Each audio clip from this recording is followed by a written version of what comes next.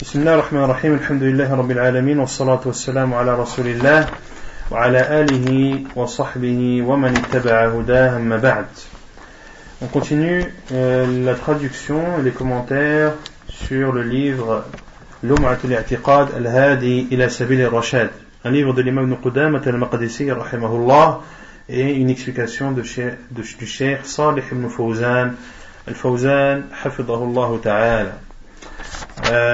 La semaine dernière, ou plutôt le dernier cours, on avait parlé de l'obéissance du gouverneur des musulmans, qu'il soit bon ou mauvais, tant qu'il n'ordonne pas de désobéir à Allah subhanahu wa ta'ala, et que aucune obéissance n'était autorisée à une créature dans la désobéissance du créateur subhanahu wa ta'ala, et que celui qui était désigné comme gouverneur et autour desquels les gens sont réunis et pour lesquels ils sont satisfaits, ou bien celui qui a fait un coup d'état devait être considéré comme étant le gouverneur, et il est interdit de le contredire ni de se soulever contre lui. ثم ذكر الإمام ابن قدامة رحمه الله وقال ومن السنة هجران أهل البدع. Puis il dit rahimahullah, et fait partie de la sunna de s'écarter et de s'éloigner des gens de l'innovation. قال الشيخ الفوزان قال رحمه الله ومن السنة أي سنة رسول الله صلى الله عليه وسلم التي هي طريقته عليه الصلاة والسلام في أقواله وأفعاله وتقريراته. هذا هو المراد بالسنة ها هنا، ليس المراد بالسنة المستحب، لأن هجران أهل البدع واجب وليس بمستحب فقط وإنما هو واجب.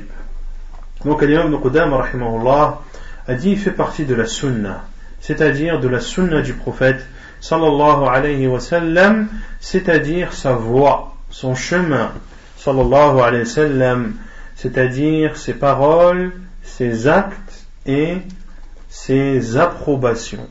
Sallallahu alayhi wa sallam, tout ce que le prophète sallallahu alayhi wa sallam a dit, a fait ou a laissé faire fait partie de sa sunna.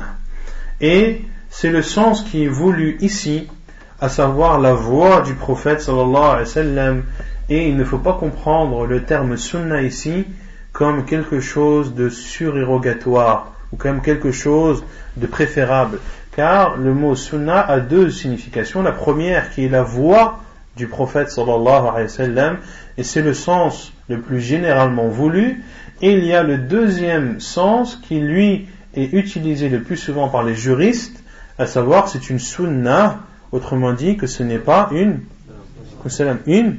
obligation.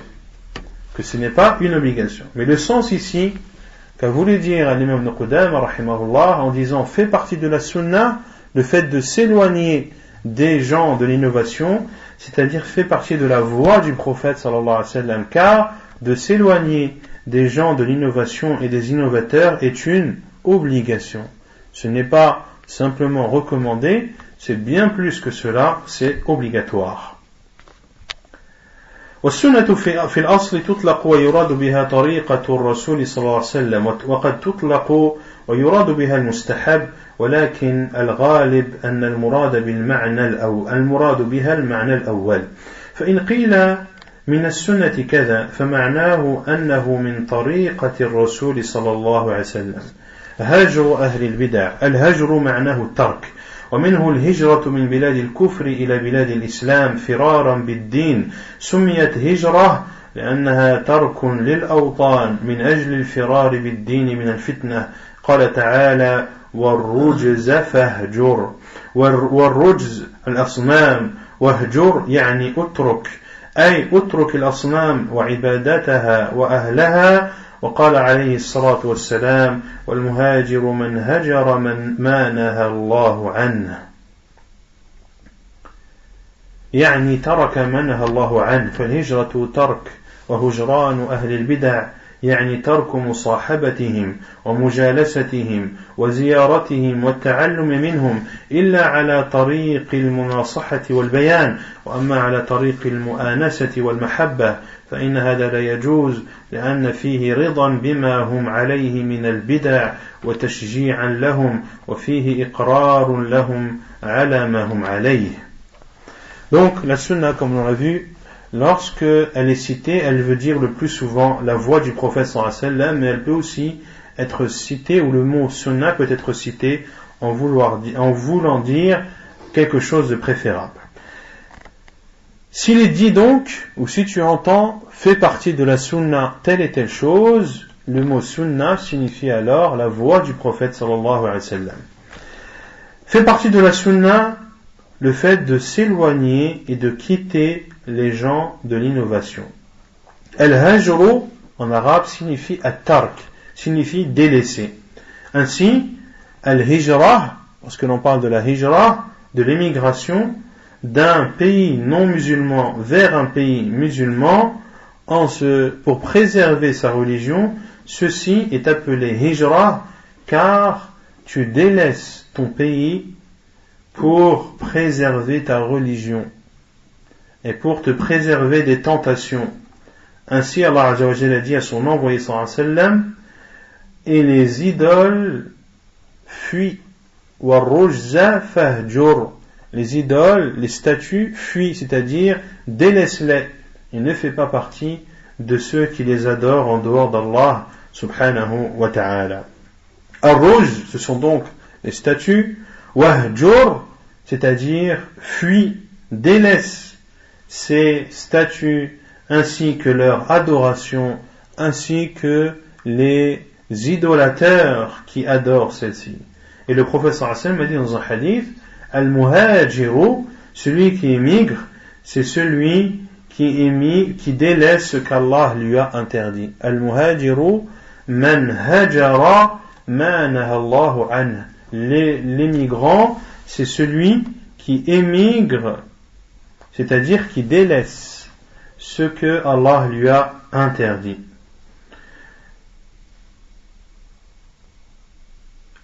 Le fait donc de délaisser les gens de l'innovation, c'est-à-dire de ne pas les côtoyer, de ne pas s'asseoir avec eux, de ne pas les visiter, de ne pas apprendre d'eux, sauf pour celui qui veut les conseiller ou celui qui veut montrer la vérité. Quant à les côtoyer dans le but d'avoir de bonnes relations avec eux et dans le but de les aimer, ceci est interdit, car en côtoyant les gens de l'innovation, eh bien cela est quelque part une satisfaction de ta part sur l'état dans lequel ils sont, et cela est directement ou indirectement un encouragement que tu leur fais et une approbation de l'état dans lequel ils sont. Lorsque tu n'es pas d'accord avec quelqu'un, lorsque tu vois des personnes qui sont des innovateurs et qui font des innovations, alors éloigne-toi d'eux, car le fait d'être avec eux, c'est une sorte d'approbation. Et vous verrez des personnes vous dire, mais non, moi je ne suis pas d'accord avec eux. Mais ce n'est pas pour autant que je vais m'éloigner d'eux. Qu'est-ce que nous lui disons? Nous disons, Akhi, mon frère, tu n'es pas d'accord avec eux, ok. Mais moi, le fait de te voir avec eux, eh bien, je considère que tu es d'accord avec eux. Si tu as une conviction, eh bien cette conviction doit être traduite par des actes. Tu n'es pas d'accord avec eux, eh bien mets en pratique ce désaccord. On ne condamne pas des personnes, puis on les côtoie, on apprend d'eux, on reste avec eux, on rigole avec eux, on va les visiter, etc., etc. C'est totalement contradictoire. Et en islam, à la base, on juge sur l'apparence. En islam, on juge sur l'apparence. Et en islam, l'apparence doit être en phase avec l'intérieur. En islam, l'apparence doit être en phase avec l'intérieur. Donc, si tu vois des personnes à qui l'on peut reprocher des choses extérieurement parlant, sache que dans la plupart des cas, on pourra lui reprocher des choses également, ou qu'il a des choses à se reprocher à l'intérieur. Car le fruit de cette contradiction extérieure, ou cette contradiction extérieure n'est que le fruit d'un manquement à l'intérieur. Donc celui qui a une foi basse, celui qui ne craint pas Allah subhanahu wa ta'ala comme il se doit, eh bien tu le verras, ou cela se verra de par son comportement et de par son aspect extérieur. ثم يقول الشيخ رحمه الله الشيخ الفوزان حفظه الله والواجب هجرهم حتى يعرف الناس شرهم ويبتعدوا عنهم لأن الغالب أن المبتدع لا يقبل النصيحة ولا يتوب إلى الله عز وجل لأنه يرى أن ما هو عليه هو الحق يزينه له الشيطان فقل أن يقبل النصيحة وقل أن يتوب ولهذا جاء في الأثر أن البدعة أحب إلى الشيطان من المعصية لأن المبتدع لا يتوب عن بدعته. Cheikh Al-Fawzan dit, hafidahullah, ce qui est obligatoire, c'est de s'éloigner des gens de l'innovation, de s'éloigner d'eux afin que les gens connaissent leur mal. Si toi, tu n'es pas d'accord avec eux et que tu t'auto-autorises de rester avec eux, ne vas-tu pas induire en erreur les autres gens qui vont te voir en compagnie de ces personnes? On se dira de toute façon s'il est avec eux, c'est que il est d'accord avec eux et qu'ils sont dans la vérité. Et vous connaissez tous le proverbe, dis-moi avec qui tu traînes et je te dirai qui tu es. Il doit donc s'éloigner d'eux afin de mettre en garde les gens contre leur innovation. Car la plupart du temps, les innovateurs n'acceptent pas le conseil. Et la plupart du temps, ils ne se repentent pas à Allah subhanahu wa ta'ala. Pourquoi? Car ils considèrent qu'ils sont dans la vérité. Et celui qui considère ou qui croit qu'il est dans la vérité, est-ce qu'il va demander le pardon à Allah?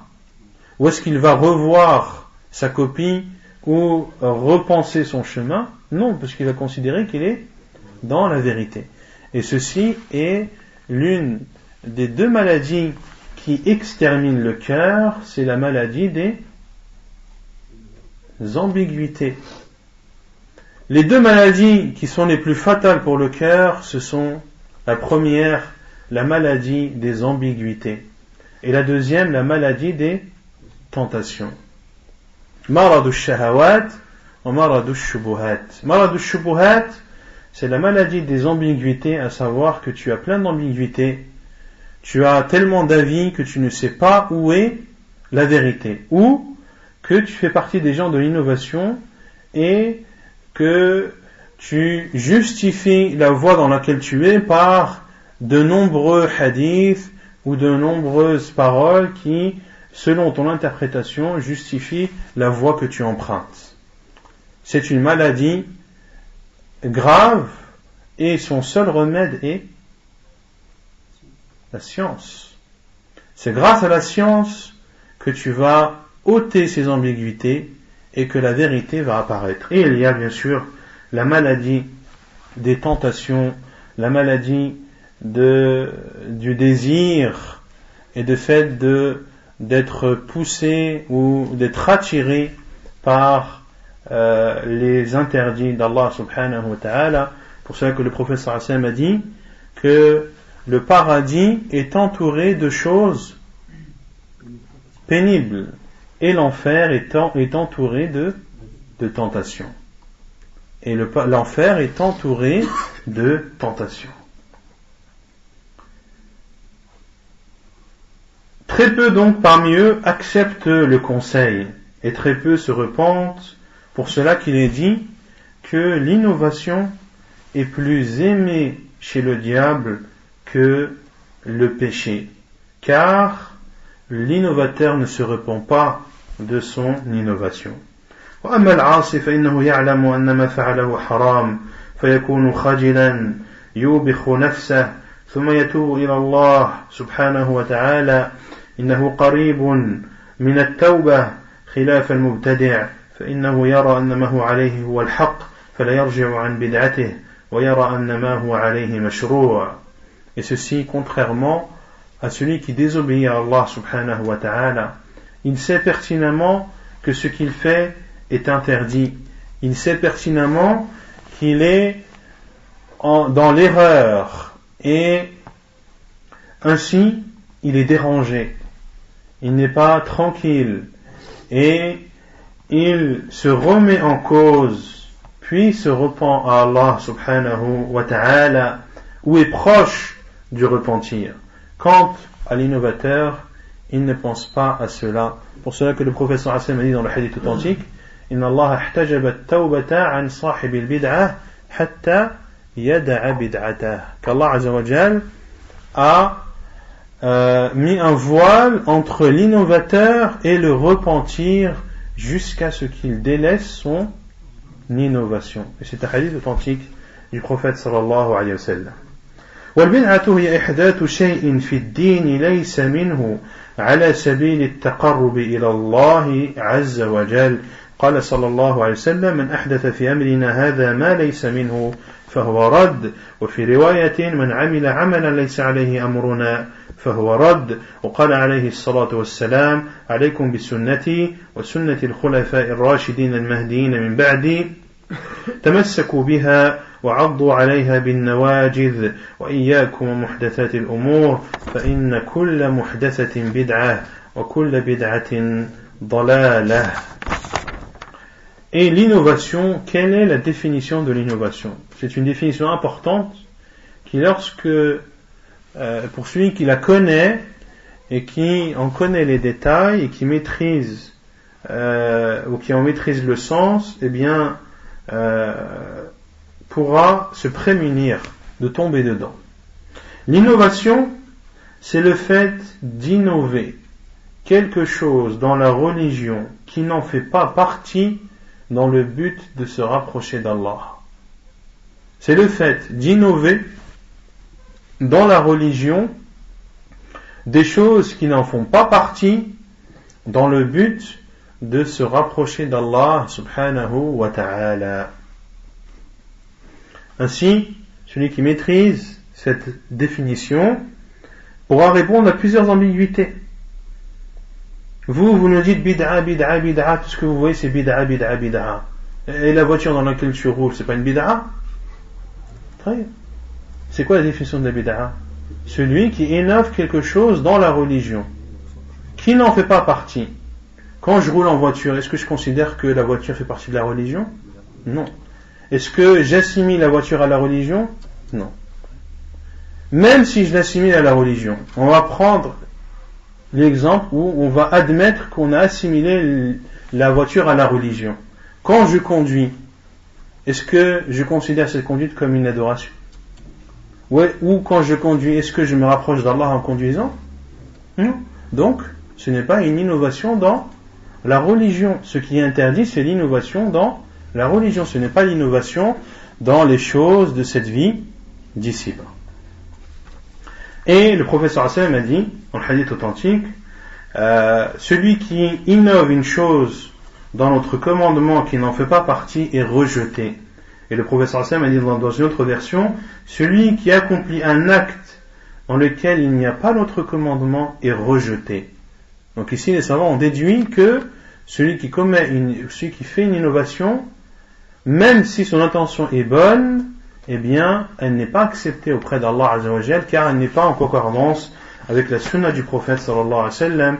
Et le prophète sallallahu alayhi wa sallam a dit également dans le hadith connu, accrochez-vous à ma sunna et à la sunna de mes califes bien guidés après moi, ou suivez ma sunna et la sunna des califes bien guidés après moi, accrochez-vous à elle.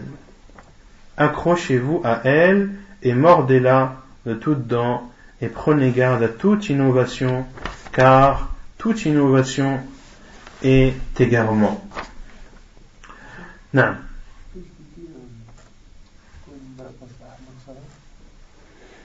نعم المصلحة المرسلة المصلحة المرسلة c'est un sujet précis dans le sujet de la bid'a dont a parlé l'imam Shatibi rahimahullah. Al-masalih al-mursala, c'est des choses qui étaient faisables ou qui n'étaient pas faisables au temps du prophète sallallahu alayhi wa sallam, mais que l'on fait à notre époque. Donc le maslaha al-mursala, par exemple, ce sont des choses que tu fais qui n'étaient pas au temps du prophète sallallahu alayhi wa sallam. Tu as le droit de les faire à condition qu'elle n'ait pas été possible au temps du prophète sallallahu alayhi wa sallam. Par exemple, est-ce que on voit dans certaines mosquées des mosquées qui mettent des fils pour arranger les rangs, et certains disent ça c'est une maslaha mursala, c'est ce fil là il permet aux musulmans d'aligner les rangs. D'aligner les rangs, est-ce que c'est quelque chose de demandé en islam ou pas? Oui, c'est obligatoire d'aligner les rangs pendant la salat. Et là, ce moyen-là, on va utiliser un moyen qui va nous permettre de mettre en pratique cet ordre. Et le moyen qu'on va prendre, c'est le fil. Est-ce que le fil est autorisé ou non? Certains vont dire oui, c'est autorisé parce que on n'invente rien, c'est uniquement pour aligner les rangs qui à la base est demandé en islam. Et ça on dit non, il n'est pas autorisé d'utiliser les fils. Pourquoi? Parce que est-ce que le prophète sallallahu alayhi wa sallam avait la possibilité à son époque d'utiliser des fils? Oui ou non? Ils avaient des épées au temps du prophète sallallahu alayhi wa sallam. À une époque où tu as des épées, tu ne peux pas avoir de fils. Tu ne peux pas avoir de cordes. Bien sûr. Donc le prophète sallallahu alayhi wa sallam avait à son époque la possibilité d'utiliser des fils, mais il ne l'a pas fait. Donc tu n'as pas le droit de le faire. Et si tu insistes dans cela, dans ce cas tu dis que le prophète sallallahu alayhi wa sallam a omis de dire quelque chose ou d'apprendre quelque chose à sa communauté qui leur aurait été bénéfique. Autrement dit, tu dis que le prophète sallallahu alayhi wa sallam n'aurait pas transmis son message comme il aurait dû le faire. Pour aligner les rangs, le prophète sallallahu alayhi wa sallam nous a dit les chevilles contre les chevilles, les épaules contre les épaules. Le prophète sallallahu alayhi wa sallam a insisté sur l'alignement des rangs. C'est le moyen le plus adéquat et c'est le meilleur moyen que tu puisses utiliser pour aligner les rangs des musulmans, et non pas en utilisant un moyen intermédiaire que tu justifies par al-maslaha al-mursala. Et celui qui dit que ces fils font partie de al-maslaha al-mursala, il n'a pas compris la définition de al-maslaha al-mursala. Pourquoi? Car il était possible au temps du prophète sallallahu alayhi wa sallam de le faire. Par exemple, parmi les masalih al-mursala, le micro. Est-ce qu'on a le droit d'utiliser une sonorisation dans une mosquée? Et le fait que les gens entendent l'imam, est-ce que c'est quelque chose de demandé? Oui. D'utiliser un micro et des haut-parleurs, est-ce autorisé? Oui, pourquoi? Parce que ça n'existait pas au temps du prophète sallallahu alayhi wa sallam. D'accord? Donc c'est la subtilité qu'il faut saisir concernant al-maslaha al-mursala. Non? Mais ça aide à l'adoration. C'est comme le fil. On n'adore pas Allah en posant, mais c'est en faisant le rang. Non. Pour cela que c'est un peu subtil, et la notion de maslaha mursala. طيب.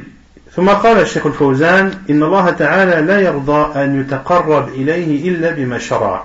لأن الدين كامل ولله الحمد اليوم أكملت لكم دينكم وأتممت عليكم نعمتي ورضيت لكم الإسلام دينا فما توفي رسول الله صلى الله عليه وسلم إلا بعد أن أكمل الله به الدين فلم يبق مجال للزيادات والاستحسانات فمن ابتدع بدعة فقد اتهم الدين بأنه ناقص وكذب قوله تعالى اليوم أكملت لكم دينكم.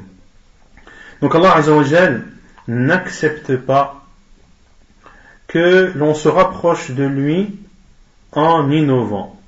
Allah Azza wa Jal n'accepte que les adorations qu'il a légiférées, car la religion a été parachevée, elle a été complétée, comme l'a dit Allah Azza wa Jal. Aujourd'hui, j'ai parachevé pour vous votre religion et j'ai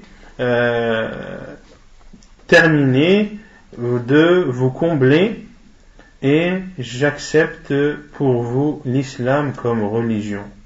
Et le prophète sallallahu alayhi wa sallam n'est mort et n'a quitté ce bas monde qu'après qu'Allah Azza wa Jal ait terminé et parachevé cette religion. Il n'y a donc aucune place ni à des ajouts ni à des ajustements. Celui donc qui innove dans la religion d'Allah, eh bien, il a alors accusé la religion d'imperfection et il a traité de mensonge la parole d'Allah Azza wa Jal. Aujourd'hui, j'ai parachevé pour vous la religion. Car comme on l'a vu, l'innovation, c'est le fait d'innover une chose dans la religion qui n'en fait pas partie dans le but de se rapprocher d'Allah. Si tu fais une telle chose, c'est que directement ou indirectement, tu considères que la religion qu'a transmis Muhammad sallallahu alayhi wa sallam n'est pas complète. والبدعة تنقسم إلى قسمين. القسم الأول بدعة أصلية كأن يحدث عبادة ليس لها أصل في الدين كإحداث بدعة الاحتفال بالمولد هذه لا أصل لها في الدين لا مواليد الرسل ولا مواليد غيرهم من الأولياء والصالحين وإن حسنوها ورغبوا فيها وأشاعوا بأنها خير هي بدعة وشر هي شر وإن قالوا إنها بدعة حسنة لأن هذا مصادم لقول الرسول صلى الله عليه وسلم فإن كل محدثة بدعة وكل بدعة ضلالة فالبدع كلها ضلالة بنص حديث الرسول صلى الله عليه وسلم فالذي يدعي أن هناك بدعة حسنة مكذب لله ولرسوله ليس في الدين بدعة حسنة بل الدين ما شرعه الله جل وعلا أما البدع فإنها من أهواء الشيطان. Et la bid'a se divise en deux. Il y a deux sortes de bid'a. Il y a la première bid'a qui est ce que les savants appellent al-bid'atu al-asliya, qui est la bid'a, on va dire, d'origine. C'est-à-dire, c'est le fait d'innover une adoration qui n'a aucune source dans la religion. Comme le fait d'innover l'anniversaire ou de fêter l'anniversaire du prophète sallallahu alayhi wa sallam, ce qui est appelé en arabe al-mawlid. Ceci n'a aucune source dans la religion, ni l'anniversaire du prophète sallallahu alayhi wa sallam, ni l'anniversaire des autres vertueux ou personnes pieuses, même si les gens considèrent cela comme une bonne chose, même si les gens encouragent à fêter l'anniversaire du prophète sallallahu alayhi wa sallam, et même s'ils diffusent que cela est un bien et qu'ils ne veulent à travers cela que se rapprocher d'Allah, c'est une innovation et c'est un mal, même s'ils prétendent que cela est une bonne innovation, car en islam toutes les innovations sont mauvaises. Il n'y a aucune innovation bonne en islam, car le prophète sallallahu alayhi wa sallam a dit kullu muhdathatin bid'a, toute chose nouvelle, c'est-à-dire dans la religion, est une innovation et toute innovation est égarement. Le prophète sallallahu alayhi wa sallam a dit tout. Pourquoi tu viens dire non, ce n'est pas tout. Le prophète m'a dit tout. Pourquoi tu viens me dire non, il n'est pas tout? Toutes les innovations, toute chose nouvelle est innovation, et toute innovation est égarement.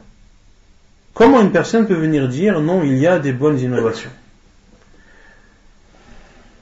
Le hadith du prophète sallallahu alayhi wa sallam est donc clair. ثم قال الشيخ الفوزان: وإذا فتحنا المجال تغير الدين بهذه الطريقة، كل يحدث ما يستحسن وكل يعمل ما يشاء ثم يقضى على السنن ولا تجتمع السنن والبدع كما جاء في الحديث: ما أحدث الناس بدعة إلا رفع مثلها من السنة فيتحول الدين من السنن إلى بدع ومحدثات فلا يفتح المجال أبدا للبدع ولا يتساهل فيها أبدا. Et Cheikh Fawzan dit, parole très importante, il dit: et si nous ouvrons cette porte, c'est-à-dire la porte de l'innovation, alors la religion sera falsifiée et chacun innovera ce qu'il considérera comme bon et chacun fera ce qu'il veut. Ainsi, les gens mettront un terme au sunan du prophète sallallahu alayhi wa sallam. Et il est bien connu que la sunnah et la bid'a ne peuvent cohabiter. Comme il est cité dans le hadith, Cheikh Fawzan a cité un hadith qui est faible, dont la chaîne de transmission est faible, mais dont le sens est vrai. À savoir, le hadith qui dit que lorsque les gens inventent ou innovent une innovation, eh bien, c'est une sunnah qui disparaît. C'est une sunnah qui disparaît. C'est un hadith dont la chaîne de transmission est faible, comme l'a dit Cheikh Al-Albani rahimahullah, mais le sens est plus que vrai. Lorsque les gens innovent, soient persuadés qu'à cause de cette innovation, eh bien, il y a une sunnah qui sera délaissée. Il n'y a aucun doute à cela, et les exemples sont multiples. Il ne faut donc pas ouvrir cette porte de l'innovation. Et il ne faut pas minimiser l'impact de l'innovation. Ceux qui disent vous n'arrêtez pas de parler de l'innovation matin, midi et soir, nous répondons premièrement, on ne parle pas d'innovation matin, midi et soir, on donne à l'innovation l'importance qu'elle a et on explique aux gens le danger de cette innovation et que c'est à cause de l'innovation que les religions comme le christianisme et le judaïsme ont été totalement falsifiées, et Allah Azza wa Jal a préservé le Coran et préserve l'islam de toute modification, de toute falsification, et le prophète sallallahu alayhi wa sallam a promis qu'il y aura, quelles que soient les époques, il y aura toujours des personnes qui seront dans la vérité et des personnes qui ne seront pas affaiblies par les critiques des critiqueurs ou par la ruse des ruseurs, et ils répondront au faux et montreront le vrai.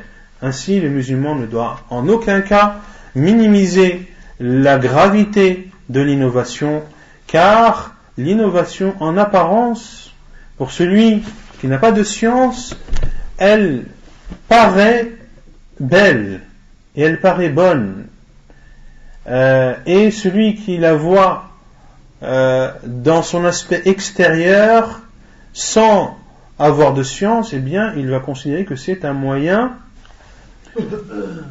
efficace qui te rapproche d'Allah subhanahu wa ta'ala, et sois sûr que le diable est là pour t'embellir cette innovation, et voire même pour te faire ressentir des sensations que tu ne ressens pas lorsque tu appliques des choses, ou lorsque tu fais des choses qui sont en concordance avec la sunna du prophète sallallahu alayhi wa sallam, et ceci est une des ruses du diable, et ainsi il faut le considérer comme ennemi et demander la protection d'Allah contre lui. والقسم الثاني بدعة نسبية بأن أصل الشيء مشروع لكن يخصص بزمان أو بمكان لم يشرعه الله ولا رسوله، مثلا صيام بعض الأيام خاصة مثل صيام يوم النصف من شعبان أو صيام شهر رجب تخصيص رجب بالصوم أو صيام النصف من شعبان بدعة. الصيام أصله مشروع لكن إضافة تخصيص الوقت بدون دليل بأن تخصص وقتا للصوم بدون دليل أو تخصص مكان العبادة بدون دليل هذه بدعة في الدين ما أنزل الله بها من سلطان. أن تخصص مكانا أو زمان العبادات الشرعية هذا لا أصل له في الدين وهو يكون بدعة إضافية لأنك أضفت إلى العبادة المشروعة شيئا من البدعة وسواء كانت البدعة أصلية أو كانت إضافية فإنها مردودة إلى صاحبها ويجب التحذير منها ومن أصحابها. Et la deuxième catégorie d'innovation, on a vu que la première était l'innovation d'origine, si on peut traduire comme ça, et la deuxième est l'innovation additionnelle. L'innovation additionnelle, c'est-à-dire que la base existe et qu'elle est légiférée, mais que cette adoration a été spécifiée ou se fait dans un moment bien précis ou dans un endroit bien précis que n'a légiféré ni Allah ni son envoyé sallallahu alayhi wa sallam, comme le fait de jeûner des jours bien précis, comme le jeûne du 15 de Sha'ban, ou comme le fait de jeûner le mois de Rajab entièrement. Certains font ces innovations en considérant qu'il y a des mérites et que c'est ainsi qu'il faut faire. Il n'y a aucun hadith qui vient soutenir, et Cheikh Al-Fawzan atteste clairement que le fait de spécifier le mois de Rajab en jeûnant et de jeûner le 15e jour de Sha'ban est une innovation. Le jeûne en lui-même est une adoration qui est légiférée. Mais de spécifier ce jeûne pendant un moment bien précis, sans preuve, eh bien ceci est une innovation. Et l'exemple du jeûne, bon, le jeûne est un exemple, mais tu peux élargir cela à toutes les adorations. Toutes les adorations que tu accomplis dans un endroit bien précis, ou dans un moment bien précis, ou en nombre bien précis, et que ni le lieu, ni l'endroit, ni le nombre, ni le moment n'a été spécifié dans la sunna du prophète sallallahu alayhi wa sallam ou dans la religion d'Allah, eh bien cela est une innovation. Par exemple, celui qui se dit, moi, tous les jours, après Salat al-Maghrib, je prie 3 fois de rak'at. De prier, c'est légiféré ou pas? Oui. Est-ce qu'il y a quelque chose dans la religion d'Allah qui autorise à cette personne de prier 3 fois 2 rak'at tous les jours après le Maghrib? Non. Ceci est une innovation, et celui qui fait cela, s'il pense qu'il se rapproche d'Allah, qu'il arrête de se faire des illusions, plus il prie, et plus il s'éloignera d'Allah Azza wa Jal, premièrement, et deuxièmement, aucune de ses prières ne sera acceptée. Si dans son existence, il aura accompli 100 000 fois 2 raka'at, eh bien ce seront 100 000 fois 2 raka'at qui n'auront pas été acceptés. Et ce sont 100 000 fois 2 raka'at qui lui auront apporté des péchés, et pour lesquels il aura des comptes à rendre si Allah Azza wa Jal ne lui pardonne pas. Et si il reste ainsi, à coup sûr, ou dans la plupart des cas, il ne se repentira pas. Pourquoi?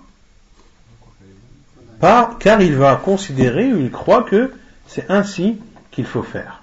Donc, de spécifier une adoration dans un lieu précis, dans un moment précis, ou dans un nombre précis, et sans que cela n'ait été rapporté ni dans le livre d'Allah, ni dans la sunna du prophète sallallahu alayhi wa sallam, eh bien, c'est une innovation, et il faut mettre en garde contre cette innovation et contre les innovateurs, contre ceux également qui font ces innovations. Et que ce soit l'innovation d'origine, la première partie que l'on a citée, ou la deuxième, les deux doivent être condamnés. Il ne faut pas avoir plus de souplesse sur l'innovation, laquelle? Additionnelle, en disant mais c'est vrai que c'est pas comme l'autre, parce qu'il y a une base dans la religion, on peut être un peu plus souple ou un peu plus indulgent. La réponse est non. On doit condamner la première comme l'on condamne la deuxième. Et on doit mettre en garde contre les innovateurs qui font la première comme ceux qui font la seconde. ثم قال حفظه الله: جاء أبو موسى رضي الله عنه وكان أميرا على الكوفة إلى ابن مسعود، وكان هو المفتي في الكوفة والقاضي، فقال: يا أبا عبد الرحمن، رأيت شيئا استنكرته. قال: وما هو؟ قال: سوف تراه. فذهبا إلى المسجد فوجدا قوما مجتمعين وعندهم أكوام من الحصى، وفيهم واحد يقول لهم: سبحوا كذا وكذا، ويعدون من الحصى: هللوا كذا وكذا، كبروا كذا وكذا، ويكبرون ويهللون ويسبحون، ويعدون بالحصى أعدادا معينة كذا وكذا.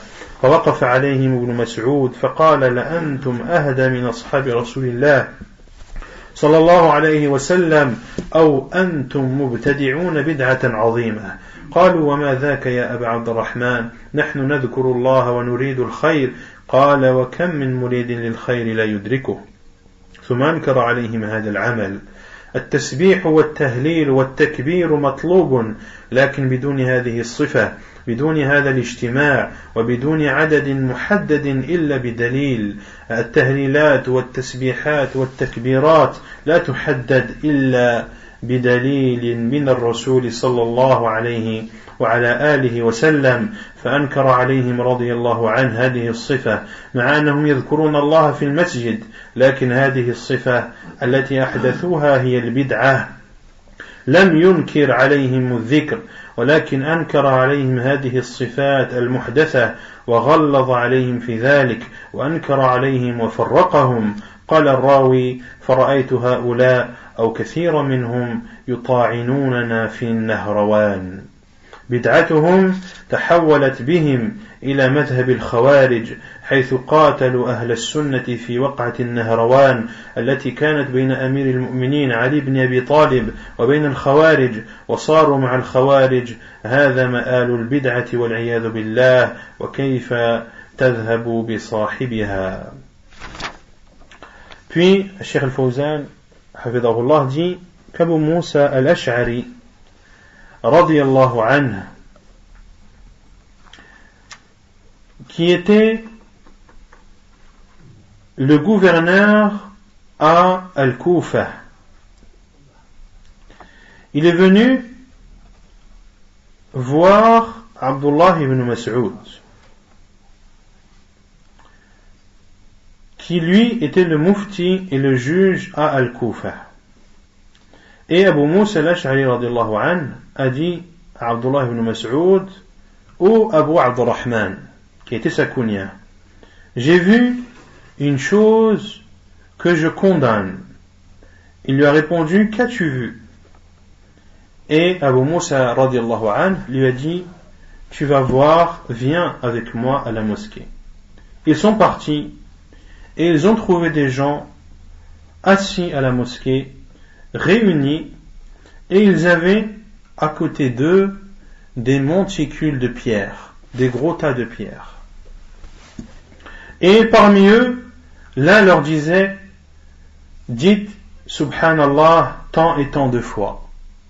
Et tous ensemble disaient Subhanallah le nombre que leur a dit cette personne, en comptant à chaque fois avec une pierre. Il leur disait: Hallilu, dites la ilaha illallah tant et tant de fois. Dites Allahu Akbar tant et tant de fois. Et il disait Allahu Akbar, la ilaha illallah, subhanallah, en comptant à chaque fois le nombre précis qui leur a été indiqué grâce aux pierres. Et Abdullah ibn Mas'ud radiyallahu anhu s'est levé et leur a dit: soit vous êtes dans une voie qui est plus droite que la voie des compagnons du prophète sallallahu alayhi wa sallam, ou bien alors vous avez commis une énorme innovation. Ils ont dit: qu'avons-nous fait, ô Abu Abdurrahman? Nous nous rappelons Allah et nous ne voulons que le bien. Et Abdullah ibn Mas'ud radiyallahu anhu a dit: et combien de personnes qui veulent le bien sans pour autant l'atteindre? Combien de personnes veulent le bien mais ne peuvent l'atteindre? Et il a condamné ces actes et ces gestes qu'ils ont faits, radiyallahu anhu. Puis Cheikh Al-Fawzan dit: At-tasbih, de dire Subhanallah, La ilaha illallah, Allahu Akbar, est quelque chose de recommandé pour le musulman. Mais de ne pas le faire de cette manière, de ne pas le faire en se réunissant de la manière, et de ne pas le dire selon le nombre d'écrits, sauf s'il y a un dalil, sauf s'il y a une preuve. Et le fait de dire La ilaha illallah, Subhanallah, Walhamdulillah, Wallahu Akbar ne peut être restreint que par un hadith du prophète sallallahu alayhi wa sallam, qui nous a enseigné de dire Subhanallah, Walhamdulillah, Wallahu Akbar 33 fois après chaque prière. Le prophète sallallahu alayhi wa sallam, c'est lui qui nous a défini le moment et le nombre. Et le nombre. Qui nous a dit de lire 3 fois Qul Huwallahu Ahad, 3 fois Qul A'udhu bi Rabbil Falaq, 3 fois Qul A'udhu bi Rabbin Nas, après Al-Fajr et après Al-Maghrib? Le prophète sallallahu alayhi wa sallam, il nous a dit de le faire 3 fois et pas dans toutes les prières, uniquement dans la prière de Al-Fajr et dans la prière de Al-Maghrib. Donc, que ce soit les invocations ou que ce soit les rappels comme le tahlil, le tasbih, le takbir, etc., ne peut être restreint en temps, en lieu et en nombre que par le prophète sallallahu alayhi wa sallam. Abdullah ibn Mas'ud radiyallahu anhu a condamné la façon par laquelle ils se sont rappelés Allah azza wa jal, alors qu'ils se rappelaient Allah où? Dans la mosquée. Et cela prouve que les innovateurs peuvent avoir effectivement une bonne intention. Ils peuvent avoir une bonne intention, et on peut même dire plus loin, certains peuvent être extrêmement sincères. De venir à la mosquée, de faire telle et telle chose, etc., de délaisser des obligations qu'il a, par exemple, ou il aurait pu faire autre chose, mais il fait cela sans compensation financière, etc., etc. Cela te prouve que, on ne va pas dire tous, car on n'a pas cette faculté de connaître qui est sincère ou pas, seul Allah Azza wa Jalla le sait, mais il y a des signes qui te permettent de reconnaître si une personne est sincère ou pas, surtout lorsqu'elle fait un acte sans intérêt, sans bénéfice mondain. Et Abdullah ibn Mas'ud n'a pas hésité à condamner leurs faits ou leurs actes dans la mosquée. Car c'est cette façon de se rappeler Allah Azza wa Jal qui est une innovation. Il n'a pas condamné le tasbih en lui-même, mais la façon dont le tasbih, le tahlil, le takbir ont été faits. Et le rapporteur de ce athar a dit: et j'ai vu ces personnes où beaucoup d'entre eux nous combattre le jour de Nahrawan. Beaucoup de ces personnes qui ont innové se sont retrouvées faire partie de l'Khawarij, de ceux qui rendent licite le sang des musulmans. Et ceux qui ont combattu à Ali radiallahu anhu, An-Nahrawan, qui est une région en Irak, à proximité de Bagdad, dans laquelle Ali radiallahu anhu a combattu les Khawarij Et Ali radiallahu anhu a, avant cela bien sûr, envoyé de multiples émissaires parmi les compagnons du prophète sallallahu alayhi wa sallam pour les raisonner, pour parler avec eux, pour leur montrer la vérité, et une vérité qu'ils ont toujours refusée, qu'ils n'ont jamais acceptée. Et Ali radiallahu anhu a répondu à leur attaque. Ce n'est pas lui qui les a attaqués en premier, mais ce sont eux qui se sont pris en premier à l'armée du gouverneur, et Ali radiallahu anhu a alors demandé qu'on les combatte et que ces Khawarij soient exterminés.